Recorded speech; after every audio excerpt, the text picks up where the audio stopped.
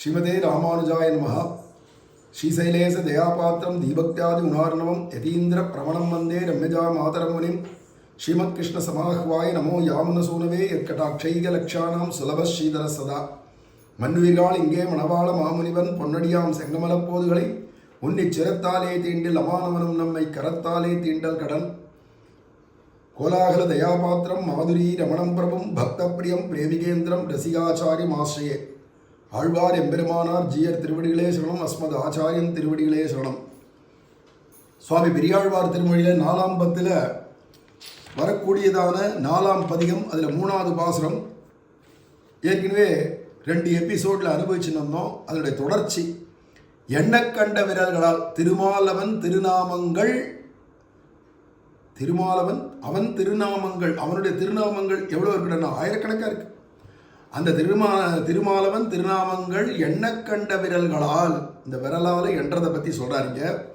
இப்படி இருந்துள்ள தன்னுடைய திருநாமங்களை எண்ணிக்கைக்காக வாய்த்து சர்வேஸ்வரன் இவர்களுக்கு விரல்களை சிருஷ்டித்தது.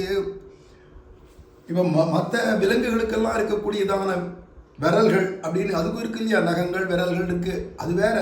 ஏக நகத்திலேருந்து ஒரு நகமுடைய பிராணிலேருந்து ஆரம்பிச்சு 6 நகம் 5 நகம், அதாவது 5 விரல்கள் 5 நகங்கள் உடையதான மனுஷ பரியந்தமோ இப்படிலாம் இருக்குது. மனுஷாளுக்கு சில பேருக்கு 6 விரல் கூட இருக்குது, அதில் தனியாக நகமும் இருக்குது. இப்படிலாம் 6 விரல் 5 விரல் இதெல்லாம் மனுஷனுக்கு தானே அதிகமாக படைச்சி வச்சுருக்கான். இவனுக்கு ஏண்டா விரல் அதிகமாக வச்சு அந்த விரலும் இப்படி தனித்தனியாக சேர்ற மாதிரியும் கூடுற மாதிரியும் படைச்சிருக்கான். இதுக்கு மேலே ஒவ்வொரு விரலையும் பார்த்தா 1 2 3 1 2 3 1 2 3 ரேகைகள் வச்சு அழகாக படைச்சிருக்கான். எதுக்குடான்னா எண்றதுக்கான். இதை எண்றதுக்குன்னே படைச்சு வச்சிருக்கான். எதை எண்றதுக்குடானா நாமத்தை. உட்காண்டு ரூபாயை எண்ணிட்டு ஒரு கட்டாச்சா 100 ரூபாய் நோட்டு இல்லை 500 ரூபாய் நோட்டு 1 2 3 4 5 இப்படி எடுத்து வச்சு நீங்கள் விரலால் எண்றதுக்கு இல்லைப்பா. பகவானுடைய திருநாமங்களை அதை எண்ணணும். எண்ண கண்ட விரல்கள், அதுக்கு தான் பகவான் இந்த விரலையே படைச்சான். விரலுக்கு பிரயோஜனம் என்ன? கை மட்டும் படைச்சிருக்க கூடாதா? விரல்களை படைச்சதுக்கு பிரயோஜனம் என்ன அப்படிங்கிறது தான் இங்கே சொல்றார்.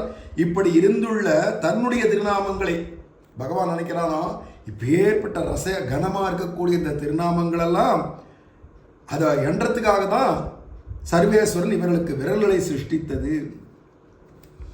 சரி, திருநாமங்களை எப்படி எண்றது அப்படின்னா அதுக்கு ரசமாக சொல்கிறார். திருநாமங்களை எப்படி எண்ணணும்னா அது சொல்கிறார், எண்ணுகையாவது அப்படின்னா திருநாமங்களை இன்னது இன்னது என்று பரிகணிக்கை.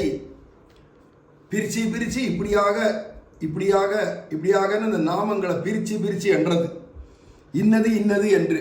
இன்னதுன்னா என்னன்னா பகவானுடைய நாமங்களை 1000 நாமங்கள் இருக்கு. அதை பிரிச்சோமானா பகவானுடையதான சொரூபத்தை சொல்லக்கூடிய நாமங்கள், பகவானுடைய ரூபத்தை சொல்லக்கூடிய நாமங்கள், பகவானுடைய குணங்களை சொல்லக்கூடிய நாமங்கள், பகவானுடைய ஐஸ்வர்யங்களை சொல்லக்கூடிய நாமங்கள், அவனுடைய விபூதி யோகத்தை சொல்லக்கூடிய நாமங்கள், அப்படின்னும் அவனுடைய லீலா ரசங்களை சொல்லக்கூடிய நாமங்கள், இப்படின்னு பலவேறு விதமாக இருக்கிறதுனால இந்த நாமங்கள்லாம் இன்னது, இது குணத்தை பற்றி சொல்றது. இந்த நாமங்கள்லாம் லீலா ரசத்தை சொல்றது. இந்த நாமங்கள்லாம் ரூபத்தை சொல்றது. இன்னதுன்னு அதை பிரித்து எண்ணறதுக்கான்.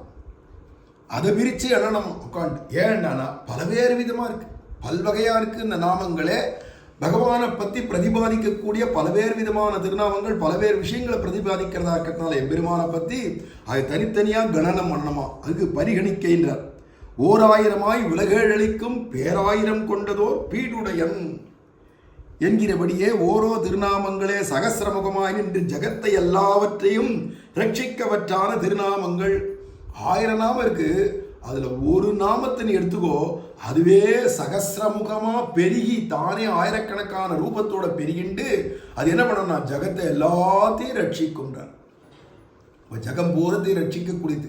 இத்தனை ஜகங்கள் எல்லாம் ஜகத்தின அகிலாண்ட கோடி பிரம்மாண்டத்தையும் வைகுண்டத்தையும் உள்பட அத்தனையும் ரட்சிக்கிறதுக்கு ஒரு நாமமே போரும். அது கோடி ரூபமா அனந்த ரூபத்தை எடுத்துக்கொண்டார். அதுதான் நீங்க ஆசிரியர் 1000 உலகேழு அளிக்கும். 1000 ரூபத்தை எடுத்துட்டு உலகேழுத்தி அளிக்கக்கூடியதான ஒவ்வொரு திருநாமங்கள், அது மாதிரி 1000 நாமங்களுடைய பீடுடையன், பேராயிரம் கொண்டதோர் பீடுடையன். அப்பேற்பட்ட பெருமை வாய்ந்தவன் நம்ம பெருமாள். அப்படி சொல்லிக்கணும் இல்லையா? நம்ம பெருமாளை பேர் அவரை விடுப்பா, நீ அவரை அனந்தன் அனந்தன் சொல்றது அவருடைய ஒரு நாமமே அனந்தமாக ஆகி சொரூபமாக ஆகி அகிலாண்ட கோடி பிரம்மாண்டத்தையும் உலகெழுத்தையும் ரட்சிக்கக்கூடிய சாமர்த்தியம் உடையது. அப்பேற்பட்ட நாமங்கள் அத மாதிரி ஆயிரக்கணக்கான நாமங்கள், அனந்தமான நாமங்களுடைய ஒரு நாமமே அனந்த ரூபத்தை எடுத்து இவ்வளவு காரியத்தை பண்ணுமானா அத மாதிரி அனந்த நாமங்கள் உடையவன் தான். இது என்னடா இது? ஒருவன் அனந்தமா இருக்கிறது பரவாயில்ல, ஒரு நாமம் அனந்தமா இருந்து ரட்சிக்குமானா அவன் அது மாதிரி 1000 கோடிக்கணக்கில் நாமங்கள் இருக்குன்னு சொல்லிட்டா பகவானோட பகவன் நாமம் உயர்ந்ததுன்னு தெரியுது இல்லையா? அப்ப நம்ம சம்பிரதாயத்தை வாச்சிய பிரபாவம் போலன்று வாச்சக பிரபாவம். அதனால இந்த வியாக்கியானங்களை வச்சுருந்தா சுவாமி பிள்ளைலோகாச்சாரியர் பின்னாடி சொல்ற வாச்சிய பிரபாவம் போல இல்லப்பா வாச்சக பிரபாவம், அல்லது பிள்ளைலோகாச்சாரியர் சொன்னதை வச்சுருந்தா இவர் வியாக்கியானம் பண்றார் சுவாமி மணவாள மாமனிகள். ஏன்னா இதுக்கு முன்னாடி பெரியவாச்சான் பிள்ளை பண்ணினார், அதை ஞான திருஷ்டியில பார்த்து தானே இப்ப மணவாள மாமனிகள் சாதிக்கிறார். அதனால சுவாமி பெரியவாச்சான் பிள்ளை அருளை செய்யச்சேவே நாம பிரபாவம் இப்படி வர்ணிக்கிறதுனால்தான் பகவானை காட்டிலும் உயர்ந்தது பகவன் நாமம் அப்படின்னு நீங்க சொல்றார். இந்த இடத்துல 1000 உலகெழிக்கும் பேராயிரம் கொண்டதோர் பீடுடையன் என்கிறபடியே ஓரோ திருநாமங்களே, இதுல 1000 நாமங்கள் ஒரு திருநாமமே போரும்பா. சகசிரமுகமாயின்று ஒவ்வொன்றும் ஆயிரக்கணக்கான, நீங்க சகசிரம் சொன்னாலே கோடிக்கணக்கான அர்த்தம். அனந்த ரூபத்தை எடுத்துட்டு ஜகத்தை எல்லாவற்றையும் ரட்சிக்கவற்றான திருநாமங்கள்.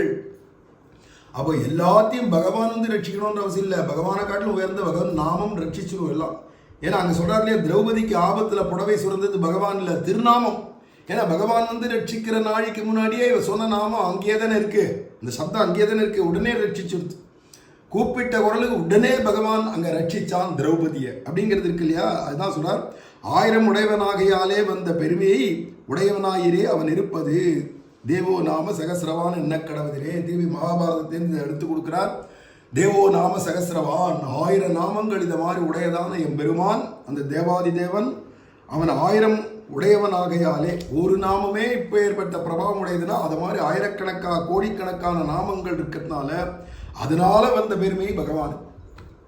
அவனுக்கு என்னடா பெருமைனா, நான் வந்தும் காரியம் பண்ணணுன்ற அவசியம் இல்லை, என் நாமங்களே சகசிரமாக அதுவே பரிணமிச்சு எல்லா காரியத்தையும் முடிச்சுக்கும்பா. ஒரு நாமமே அது மாதிரி கோடிக்கணக்கான நாமம் உடையவன் தான்.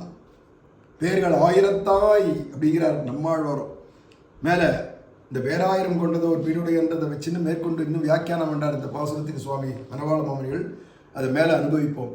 ஸ்ரீமதே ராமானுஜாய நமஹா.